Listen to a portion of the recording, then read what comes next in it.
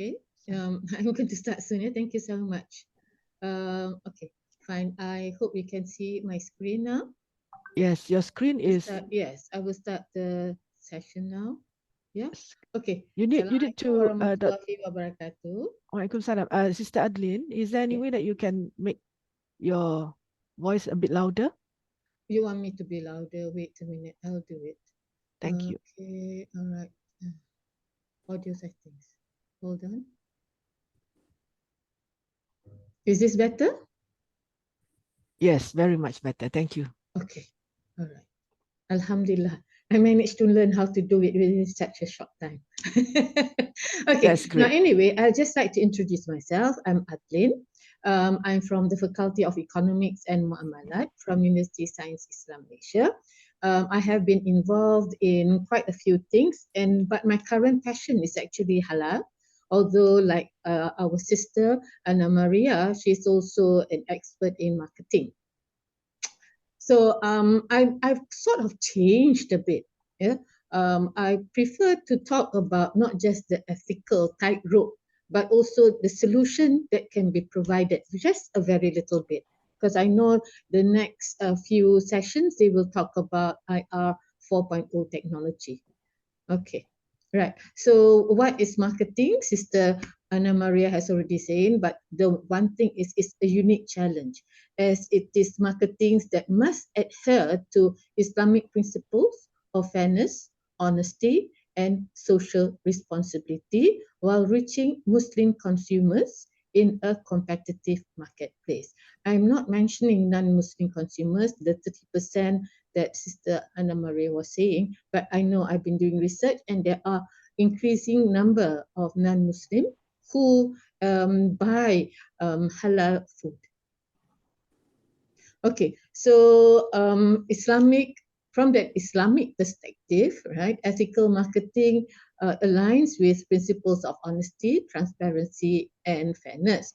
But companies must actually provide accurate information about products and services to ensure they meet certain standards, which are ethical standards.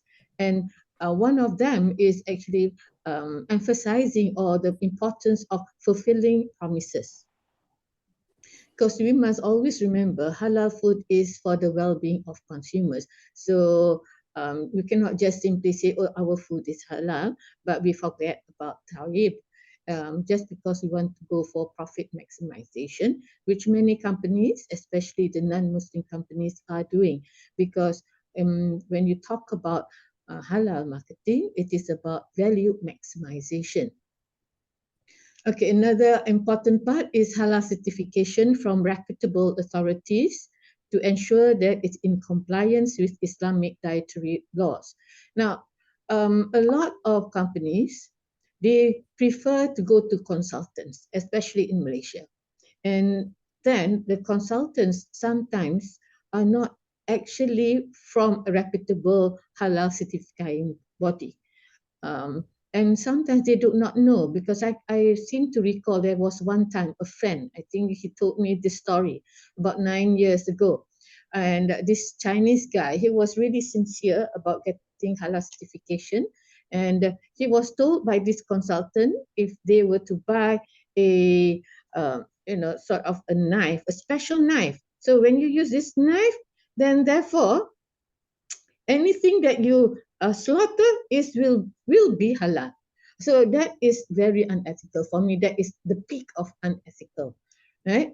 Other than that, in order to highlight this ethical part of it, we must genuinely show the attributes of the products without exploiting consumers' religious sentiments. Okay. Now, when you talk about halal compliance, all the companies must actually show that they are transparent. They must show the label about the ingredients, the sourcing, and the halal certification process. Now, this you can see in a lot of halal products whereby there is a logo. There is a logo, yes, definite, there is a logo. But whether the logo is from a reputable halal certifying body or not, that's a different matter. In Malaysia, we have JAKIM, and JAKIM has informed us such as such um, halal certifying body is recognized by JAKIM. So we put the trust to JAKIM. But wherever it is in the world, I wouldn't know whether it is correct or not. But another part of it is the information about the ingredients. Some of the ingredients, they use sauce. I mean, they use code, E something something, right? We don't know. So I would like to suggest that if you can, the company, we will suggest them to have QR codes. And with that QR codes, they can foster trust and confidence from the consumers, because the consumers can actually use their smartphone and look at the QR code. So this QR code, if it is backed by blockchain, it can definitely help to create tamper-proof records. Other than that, respectful representation and avoid stereotypes or exploiting religious identity. Here, the solution would be that maybe the halal certifying body, or maybe MCC, meaning the communication, Ministry of Communication, they can look at the AI powered sentiment analysis. As I know, in Malaysia, we have the NPRA, the National Pharmaceutical Regulatory Agency. So they use this to detect any complaints from consumers, and from there they will take action. Social responsibility, the brands should sincerely commit to social good and environmental sustainability, and therefore they must, wherever possible, when they give their annual report, things like that, right? They will show how they have integrated sustainability into their reports. I take an example. It's quite simple.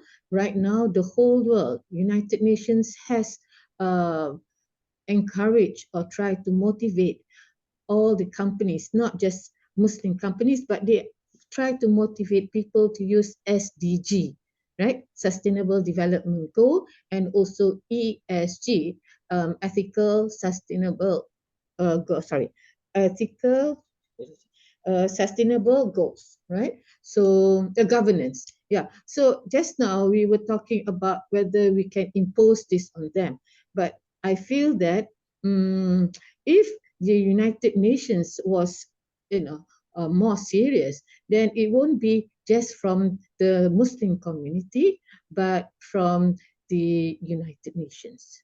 Okay. And just now we also were exposed about pricing and promotions. So Islam really said that there must be fair, we must have fair and avoid deceptive practices. Again, you can have smart contracts, which is powered by blockchain technology, and you can automate the pricing and promotions based on predetermined rules and consistency, right? So again, I will suggest that if we can show the world, or we can show that additional, not that additional, but the 30% who are non-Muslim to take further action, because it is true, even in Malaysia, sometimes the halal food is more expensive because the sauce must be tayyib. That is the problem. I came back from Taiwan recently, and what was difficult is getting the raw materials, halal raw materials in Taiwan especially. And I think in China, they don't have that much problem, but in Taiwan they do. And this is what has caused the prices to increase. Okay, now we go to the unethical part of it, right? What does unethical practices mean? Deception, false advertisement, and exploitation of consumers' emotion or religious belief. Falsely claiming the product as halal without proper certification, and I mentioned it just now, which is not in compliance with Islamic dietary laws. We also here Hastings did a research, and sometimes people try to manipulate consumers' emotions or religious beliefs to drive sales. Now, this is went back as far as 2004. You can say there are a lot of advertisements at one time in Malaysia where they say that the honey they produce has been, has been prayed over. They use prayers, right, while they are manufacturing honey, right? So therefore, this gives added value. I, I really, I really don't understand how their mind works, but this is one of the said where you manipulate consumers' emotions or religious beliefs to drive sales. This is a no-no actually, even in for halal or Muslim. You cannot do that. Okay. And if they do that, you tend to undermine or tarnish the reputation of other companies who are producing the same thing and having a proper halal logo or halal certification. So here, a deceptive and false advertisement means exaggerated claims about religious significance or purity of the halal product. Exploiting emotional vulnerabilities is preying on anxiety about religious obligation or social acceptance through No. emotionally manipulative advertising. And another thing, this is of concern because this is now happening, right? Okay. Encouraging excessive consumption. People forget that when you have halal, you also come with toyib. So any advertisement that shows, for me it's bad. It shows a person who is really enjoying his food, and that person is plump, or especially for a child. So the mothers have this mindset, oh, if I give this food or this supplement, my child will be as fat. Or because Asians, they are like that.